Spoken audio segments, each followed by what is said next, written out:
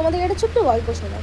একদিন আমি ফ্লিপকার্ট থেকে একটা জামা দেখছিলাম। ফ্লিপকার্টের জামাটার দাম ছিল ওই 5,500 টাকা সামথিং কিছু। দেন জামাটা যখন আমি অর্ডার করছিলাম তখন আমি প্রচণ্ড এক্সাইটেড ছিলাম যে এত সুন্দর একটা জামা, এত দামি একটা জামা মানে আমি পরবো। যেহেতু আমি একটা মিডল ক্লাস ফ্যামিলির মেয়ে, তো আমার কাছে এই 5,500 টাকাটা মানে অনেক। 5,500 টাকা জামা পরবো। তারপর জামাটা যখন আমি অর্ডার করছিলাম আমার মাথার মধ্যে, মনের মধ্যে একটা চিন্তা ভাবনা ঘুরছিল যে এই জামাটা আমি এত দাম দিয়ে কিনছি, এই জামাটা ওকে পরা তো দূরের কথা, আমি ছুঁয়ে দেখে দেবো না, যত্ন সহকারে জামাটাকে পরবো এবং যত্ন সহকারে তুলে রেখে দেবো। মানে ভালো কথা, আমার মাথার মধ্যে এইসব চিন্তা ভাবনাগুলো এসেছিলো আমার মতো একটা মেয়ের মাথার মধ্যে।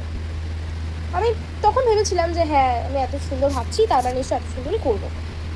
তারপর 1-2 মাস আমি সুন্দরভাবে যেরকম ভেবেছিলাম সেরকমই সুন্দরভাবে যত্ন সহকারে পড়তাম এবং যত্ন সহকারে তুলে রেখে দিতাম। ঠিক আছে, আমি যে কথাটা বলেছিলাম, যে কথাটা মানে ভেবে রেখেছিলাম, সেই জিনিসটাই করছিলাম। ঠিক 1 বছর পর সে জামাটা কোথায় আমি সেটাই জানতাম না। এবং সাডেনলি আমার একটা বান্ধবী এসে সেই জামাটাকে দেখতে পায় এবং দেখে বলে, জামাটা খুব সুন্দর লাগছে ভাই, আমি নিয়ে যাবো? আমি বলছি হ্যাঁ যা নিয়ে যা, আমি পড়ি না এইসব জিনিস। মানে ঠিক 1 বছর আগে আমি এরকম কিছু ভাবছিলাম যে আমি কাউকে মানে ছুতে দেবো না, পড়া তো দূর কথা, ছুতে দেবো না। সেই আমি এখন ওকে 1 বছর পর ওকে বলছি যা নিয়ে চলে যা, আমি আর পড়ি না জিনিসটা। আর ঠিক এই জিনিসটাই হয় একটা রিলেশনের মধ্যে।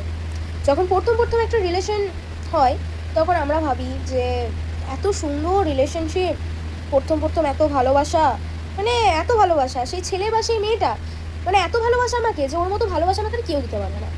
এত ভালো মানুষ মানে দুনিয়া তো হয়ই না। একটাই ছিল, সেটাকে বস আমি পেয়ে গেছি, আমি কাউকে দিতে পারবো না, আর সে কোথাও যাবোই না, আমি তাকে যেতে দেবো না।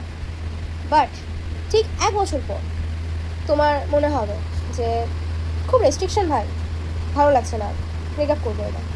এবার তো নিজের একটু ফ্রিডম দরকার, বয়স হয়েছে। তারপর সে তোমাকে ইগনোর করতে স্টার্ট করবে, অ্যান্ড তারপর আসবে তার কাজ। কিন্তু যখন তুমি তার সাথে প্রথম রিলেশনে ছিলে তখন কিন্তু তার কোনো কাজও ছিল না, কিছু ছিল না, তার কোনো ফিউচার নিয়ে টেনশনই ছিল না।